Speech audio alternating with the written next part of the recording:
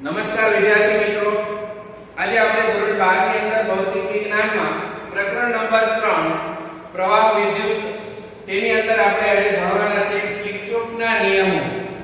તો આ કિર્ચોફ નામના વૈજ્ઞાનિકે જે નિયમો આપ્યા એ નિયમોની જરૂર શાથી ઊભી થઈ તો એ વિશે આપણે જરા ચર્ચા કરીએ।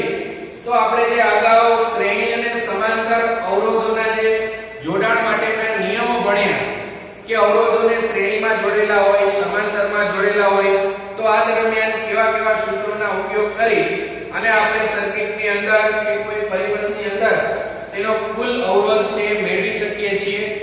પરંતુ કેટલીક એવી સર્કિટ હોય છે, કેટલાક એવા પરિપથો હોય છે કે જેની અંદર સાદા શ્રેણી કે સમાંતર જોડાણના અવરોધોના જે સૂત્ર છે એ લાગુ પડતા નથી। તો તે માટે આપણે કિર્ચોફે આપેલા બે નિયમો છે ખૂબ જ ઉપયોગી થઈ શકે છે, જેની અંદર પ્રથમ નિયમ છે કે જંક્શનનો નિયમ। હવે જંક્શન એટલે શું? તો સૌથી પહેલા આપણે જંક્શનની વ્યાખ્યા સમજીએ। તો જંક્શન એટલે પરિપથની અંદરનું કોઈ એવું બિંદુ કે જ્યાં, ધ્યાનથી સમજજો, જંક્શન એટલે પરિપથની અંદરનું કોઈ એવું બિંદુ કે જ્યાં બે કરતા વધારે શાખાઓ ભેગી થતી હોય। જંક્શન એટલે પરિપથની અંદરનું એવું બિંદુ કે જ્યાં બે કરતા વધારે શાખાઓ ભેગી થતી હોય, આવા બિંદુને છે એ જંક્શન કહેવામાં આવે છે। તો જ્યાં બે કરતા વધારે શાખાઓ ભેગી થતી હોય આવું બિંદુ છે એને જંક્શન બિંદુ કહેવાય છે। હવે આ જંક્શનનો નિયમ છે કિર્ચોફે આપેલો છે, જેની અંદર એમણે કીધેલું છે કે કોઈ પણ જંક્શન આગળ દાખલ થતા પ્રવાહોનો સરવાળો એ જંક્શનની બહાર નીકળતા પ્રવાહોના સરવાળા બરાબર હોય છે। એટલે કે દાખલ થતા પ્રવાહોનો સરવાળો બરાબર સામે છે, બરાબરની સામેની બાજુ ત્યાં આપણે લખવાનું છે જંક્શનમાંથી બહાર નીકળતા પ્રવાહોનો સરવાળો। તો અહીંયા આપણે એના માટેની આકૃતિ જોઈએ છે। અહીંયા ધારો કે કોઈ 5 શાખાઓ આપેલી છે, જેની અંદર આ જે શાખા છે ત્યાં અહીંયા આપણે લખી શકીએ કે I1 છે એ જંક્શનની અંદર જતું બિંદુ છે। અહીંયા આપણી પાસે O છે, જંક્શન બિંદુ છે। તો આ જંક્શન બિંદુ આપણી પાસે એને નામ આપી દઈએ આપણે O। તો અહીંયા આગળ I1 પ્રવાહ છે જંક્શનની અંદર જાય છે, I2 પ્રવાહ છે બહાર નીકળે છે, I3 છે બહાર નીકળે છે, I4 પણ બહાર નીકળે છે અને I5 છે એ પ્રવાહ અંદર જાય છે। તો આપણને નિયમમાં કીધું છે એ પ્રમાણે જંક્શનની આગળ અંદર દાખલ થતા પ્રવાહો કયા કયા છે? તો કે અંદર જતા પ્રવાહો એટલે સૌથી પહેલા આપણે લખી શકીએ I1, બીજો અંદર જતો હોય એવો પ્રવાહ આપણી પાસે છે I5, તો બીજું લખી શકીએ આપણે I5। એના બરાબર બહાર નીકળતા પ્રવાહો છે I2, I3 અને I4। I2 I3 I4। તો અંદર દાખલ થતા પ્રવાહો છે I1 અને I5, બહાર નીકળતા પ્રવાહો છે I2, I3 અને I4। તો આ બંનેનો સરવાળો છે એ સમાન થાય આવું કિર્ચોફે આપણને તેના પ્રથમ નિયમ એટલે કે જેને આપણે જંક્શનના નિયમથી ઓળખીએ છીએ તેની અંદર દાખલ થતા પ્રવાહો બરાબર બહાર નીકળતા પ્રવાહોનો સરવાળો। તો અહીંયા અંદર આવતા પ્રવાહો છે I1 I5 અને બહાર નીકળતા પ્રવાહો છે I2 I3 I4। બીજી રીતે આપણે સમજીએ તો ધારો કે આપણે અંદર દાખલ થતા પ્રવાહો છે તેને આપણે ધન વડે બતાવીએ એટલે કે પ્લસ લઈએ। તો અંદર દાખલ થતા પ્રવાહોને પ્લસ લઈએ અને બહાર નીકળતા પ્રવાહોને આપણે માઈનસ લઈએ એટલે કે ઋણ લઈએ। આવી એક ધારણા કરીએ તો I1 છે અંદર દાખલ થાય છે એટલે આપણે એને પ્લસ લઈએ, I2 છે બહાર આવે છે એટલે આપણે એને માઈનસ લઈએ, I3 પણ બહાર આવે છે એને પણ આપણે માઈનસ થી બતાવીએ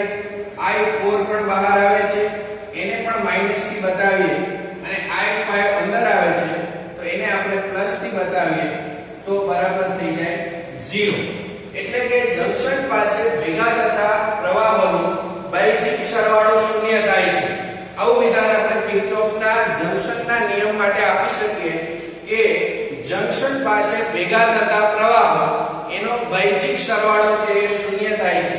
બૈજિક સરવાળાનો અર્થ અહીંયા આપણે એવો લઈ શકીએ કે આપણે સૌથી પહેલા ધારણા કરી લેવાની છે કે આપણે અંદર આવતા પ્રવાહોને પ્લસ બતાવશું અને બહાર જતા પ્રવાહોને આપણે ઋણ બતાવીશું.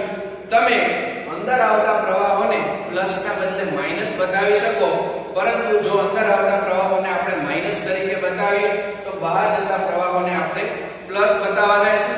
તો આ તમામનો બૈજિક સરવાળો શૂન્ય થાય છે. અહીંયા આપણે જોઈએ તો આ 3 ને આપણે બરાબરની ડાબી બાજુ લઈ જાય તો આ 3 એ પ્લસના બદલે માઈનસ સંખ્યા થઈ જાય છે, તો પણ બરાબર શૂન્ય આવે છે. એટલે બેમાંથી કોઈ પણ રીતે તમને યાદ રાખવામાં સરળતા રહે એ રીતે તમે યાદ રાખી શકો છો. તો આ તો જંક્શનનો નિયમ જે કિર્ચોફ નામના વૈજ્ઞાનિકે વિદ્યુત પરિપથના અલગ અલગ જોડાણો છે એના નિરાકરણ માટે, તેના સોલ્યુશન માટે આપેલ છે. ત્યારબાદ વાત કરીએ આપણે લૂપના નિયમની. તો કિર્ચોફે આપેલો બીજો નિયમ એટલે કે છે લૂપનો નિયમ. અહીંયા લૂપ શબ્દનો અર્થ આપણે એવો કરવાનો છે, લૂપ એટલે કોઈ બંધ ગાળો. જે કોઈ બંધ ગાળો છે એને આપણે અહીંયા લૂપ તરીકે વ્યાખ્યાયિત કરેલ છે. તો લૂપના નિયમની અંદર કિર્ચોફ કેમ કહે છે કે અવરોધો અને વિદ્યુત કોષો ધરાવતા કોઈ પણ બંધ ગાળામાં એટલે કે લૂપમાં, અહીંયા લૂપ શબ્દનો અર્થ થાય છે બંધ ગાળો. લૂપ શબ્દનો અર્થ અહીંયા આપણે લેશું બંધ ગાળો. તો આ લૂપ એટલે કે બંધ ગાળો.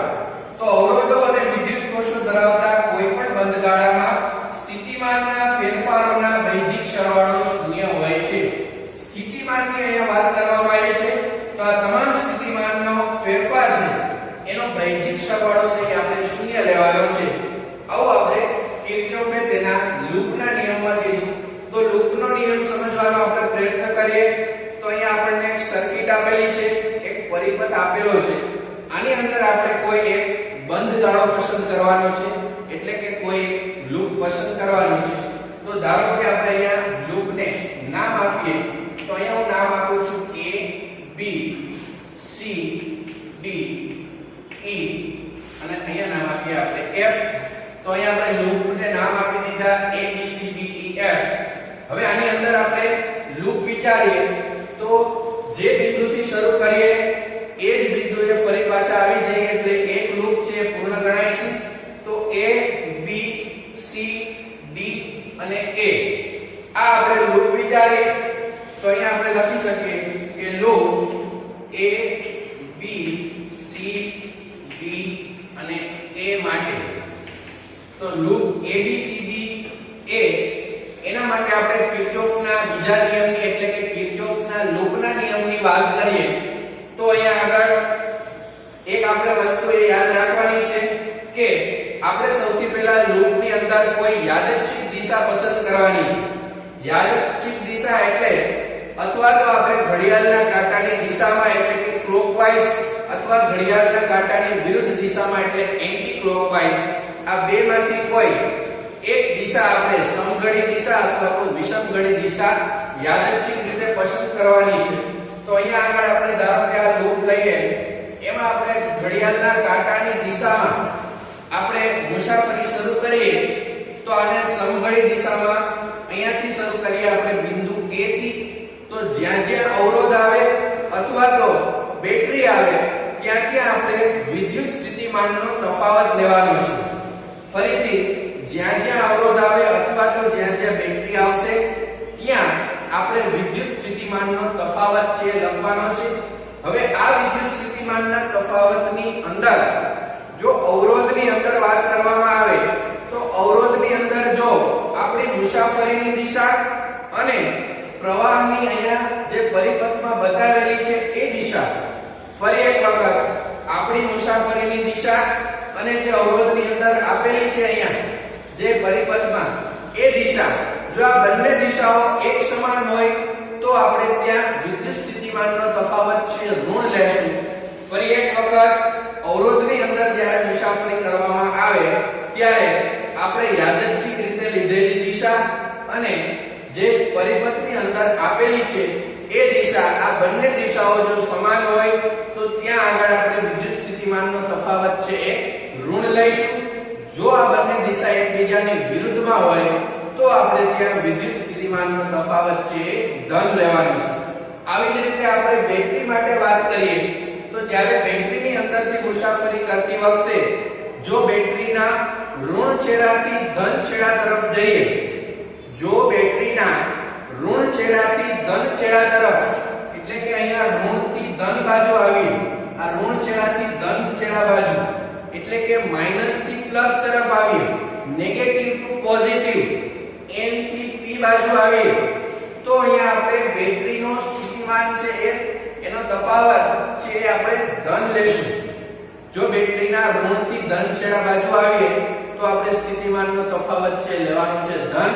જો બેટરીના ધનથી ઋણ છેડા બાજુ તો આપણે અહીંયા સ્થિતિમાનનો તફાવત લેવાનો છે ઋણ. જોઈએ આપણે લૂપ દ્વારા સમજવાનો પ્રયત્ન કરીએ તો અહીંયા a થી b સુધીમાં કોઈ અવરોધ પણ નથી અને બેટરી પણ નથી, તો ત્યાં આપણે કાંઈ નહીં લખીએ. હવે આ છે પ્રવાહની દિશા છે, આ બાજુ પ્રવાહ જાય છે, આપણે પણ અહીંયા સમઘડી દિશામાં મુસાફરી કરીએ છીએ તો આપણી દિશા પણ આ જ છે. તો અહીંયા આપણી દિશા અને મુસાફરીની દિશા છે એ અને જે પ્રવાહની દિશા આપેલી છે આ બંને સમાન છે, એટલે અવરોધનું મૂલ્ય છે આપણે લેશું ઋણ, એટલે આપણે અહીંયા લખીશું માઈનસ. અને અહીંયા આપણે વિદ્યુત સ્થિતિમાનનો તફાવત લેવાનો છે તો ઓહમના નિયમ પ્રમાણે આપણે વિદ્યુત સ્થિતિમાનનો તફાવત V બરાબર લખી શકીએ IR, એટલે કે વિદ્યુત પ્રવાહ ગુણ્યા અવરોધનું મૂલ્ય. તો પ્રવાહ આપણી પાસે છે I1 અને અવરોધનું મૂલ્ય છે આપણી પાસે 30, તો 30 ગુણ્યા I1 કરીએ તો અહીંયા આપણને મળે છે -30 I1. કારણ કે અહીંયા આપણી મુસાફરીની દિશા છે એ આપણે આવી રીતે સમઘડી દિશામાં લીધેલી છે અને પ્રવાહની દિશા છે એ પણ સમાન એ જ દિશામાં છે, તો અહીંયા આગળ આપણે લઈ શકીએ માઈનસ અને સ્થિતિમાનનો તફાવત V બરાબર IR, જે આપણે ઓહમના નિયમ પરથી લઈ શકીએ. તો અહીંયા આવે છે -30 I1. ત્યારબાદ અહીંયાથી આપણે શરૂ કરી અને જઈએ તો હવે અહીંયાથી આપણે D થી, જો અહીંયા A થી D ગયા જ્યાં કોઈ જે પરિપથની અંદર અવરોધ કે બેટરી નથી એટલે ત્યાં કંઈ નહીં આવે. B થી C સુધી જઈએ તો એક અવરોધ આવે છે, C થી D માં પણ કંઈ આવતું નથી. હવે D થી A સુધી જઈએ તો સૌથી પહેલા આવે છે બેટરી. બેટરીની આપણે વાત કરી કે બેટરીના ઋણથી ધન છેડા બાજુ અહીંયા જોઈએ, જો આ બેટરીનો જે સાઈઝમાં નાનો હોય છે, ટૂંકો હોય છે લંબાઈમાં, એ બેટરીનો ઋણ છેડો હોય છે અને લંબાઈમાં મોટો હોય છે, બેટરીનો ધન છેડો હોય છે, તમે જાણો છો. તો અહીંયા આપણે ઋણથી ધન છેડા બાજુ જવાનું થાય છે તો ત્યાં સ્થિતિમાનનો તફાવત આપણે ઓલરેડી આપેલો છે, એટલે આપણે આવશે +45. ત્યારબાદ આપણે વાત કરીએ તો આપણી મુસાફરીની દિશા છે અહીંયાથી D થી A તરફ છે, એટલે કે ડાબી બાજુ, અને આપેલો જે પ્રવાહ છે એ પ્રવાહની દિશા પણ ડાબી બાજુ છે, એટલે બંને દિશા અહીંયા સમાન થાય છે, એટલે આપણે આનું મૂલ્ય પણ લેશું ઋણ. તો અહીંયા લખીએ માઈનસ અને અહીંયા સ્થિતિમાનનો તફાવત લેવા માટે V બરાબર IR, તો I એટલે આપણી પાસે છે અહીંયા I3 અને અવરોધનું મૂલ્ય છે 1, તો 1 ગુણ્યા I3 એટલે થશે માત્ર I3. ત્યારબાદ પાછો એક અવરોધ આવે છે, એની અંદર પણ પ્રવાહની દિશા અને આપણી મુસાફરીની દિશા સમાન છે, તો અહીંયા આગળ પણ સ્થિતિમાનનો તફાવત V બરાબર IR ઉપરથી I છે આપણી પાસે I3 અને R એટલે અવરોધનું મૂલ્ય છે 40 ઓહમ, તો I3 ગુણ્યા 40 તો અહીંયા પણ આવશે -40 I3. હવે નિયમ ઉપર આપણે જઈએ તો એવું કીધું છે કે કોઈ પણ બંધગાળામાં સ્થિતિમાનના ફેરફારોનો વૈજિક સરવાળો શૂન્ય હોય છે. તો આપણે આ વૈજિક સરવાળો કર્યો એ કેવો આપણે કરવાનો છે શૂન્ય. તો આ થઈ જાય છે વૈજિક સરવાળો શૂન્ય. તો હવે આપણે વાત કરીએ કે બીજો આપણે બંધગાળો લઈએ B C E F અને B સુધી પાછા જઈએ તો આપણે લઈએ હવે લૂપ B C, B થી C સુધી જાશું, પછી C થી જાશું આપણે E, E થી અહીંયા પાસે. તો હવે આપણે ઉપરનું જે આ લૂપ છે બહારનું એ લઈએ તો એની અંદર સૌથી પહેલા B થી C સુધી જાય. તો B થી C માં આપણી મુસાફરીની દિશા છે B થી C એટલે કે જમણી બાજુ. પ્રવાહની દિશા આપેલી છે એ પણ જમણી બાજુ. બંને દિશાઓ સમાન થાય છે એટલે આગળ નિશાની આવશે માઈનસ અને આપણે અહીંયા અવરોધ આગળ સ્થિતિમાનનો તફાવત V બરાબર IR. I એટલે આપણી પાસે અહીંયા છે પ્રવાહ I1 અને R એટલે છે 30. તો 30 ગુણ્યા I1 અહીંયા આવશે 30I1. ત્યાર પછી આપણે જોઈએ C થી E સુધી જવા માટે. C થી E સુધી જવામાં આપણી પાસે અહીંયા 20 ઓહમનો અવરોધ આવે છે. ત્યાં સ્થિતિમાનનો તફાવત લખતા પહેલા આપણે એમાં દિશા જોઈએ. તો અહીંયાથી જે આપણે આવે છે દિશા I2 ની એટલે કે અહીંયા પ્રવાહ છે એ I2 છે, પરંતુ અહીંયા પ્રવાહની દિશા છે એ ઉપરની દિશામાં છે અને આપણી દિશા છે એ કઈ છે C થી E બાજુ એટલે કે C થી E તરફ. એટલે કે આપણી દિશા મુસાફરીની દિશા નીચેની તરફ છે જ્યારે પ્રવાહ I2 ઉપરની તરફ છે. આ બંને દિશાઓ પરસ્પર વિરુદ્ધ થાય એટલે આપણે અહીંયા લખશું પ્લસ અને અહીંયા આવશે સ્થિતિમાનનો તફાવત એટલે V બરાબર IR. I એટલે પ્રવાહ આપણી પાસે છે I2 અને R એટલે અવરોધ આપણી પાસે છે 20. તો 20 ગુણ્યા I2 એટલે થશે 20I2 એટલે કે 20I2. ત્યારબાદ આપણે વાત કરીએ E થી F સુધી જવા માટે. E થી F સુધી જવા માટે સૌથી પહેલા આપણી પાસે આવે છે અવરોધ. E થી F સુધી જવામાં આપણી પાસે દિશા છે ડાબી બાજુ અને પ્રવાહ છે આવે છે આપણી સામે એટલે કે જમણી બાજુ. બંને દિશાઓ પરસ્પર વિરુદ્ધ છે એટલે અહીંયા આવશે પ્લસ.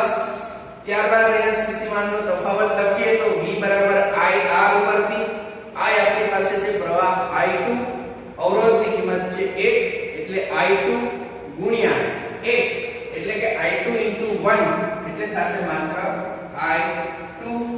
ત્યારબાદ આપણે વાત કરીએ તો બેટરીની અંદર આપણે જોઈએ તો અહીંયા બેટરીમાં આપણે ધન થી ઋણ છેડા બાજુ આ જે નાનકડો છે લંબાઈમાં ટૂંકો એ ઋણ છેડો છે, મોટો છે એ ધન છેડો છે. તો અહીંયા આપણે બેટરીમાં ધન થી ઋણ છેડા બાજુ જઈએ છીએ ત્યારે આપણે એની જે સ્થિતિમાનની કિંમત છે લઈએ છીએ માઈનસ. અહીંયા લખીશું આપણે 80 અને આ બધાનો બેઝિક સરવાળો છે એ થાય છે 0. તો આવી રીતે છે આપણે કિર્ચોફનો બીજો નિયમ જેને આપણે લૂપનો નિયમ કહીએ છીએ એ સમજી શકીએ છીએ. આની વધારે પ્રેક્ટિસ કરવાથી આ તમે જે નિશાનીઓ છે એની અંદરની જે તમારી એરર છે એને ઓછી કરી શકો છો.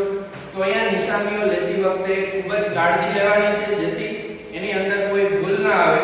ફરી એક વખત આપણે જો મુસાફરીની દિશા અને પ્રવાહની દિશા જો બંને પરસ્પર વિરુદ્ધ હોય તો આપણે અહીંયા સ્થિતિમાનનો તફાવત છે એ લઈએ છીએ ધન એટલે કે પ્લસ.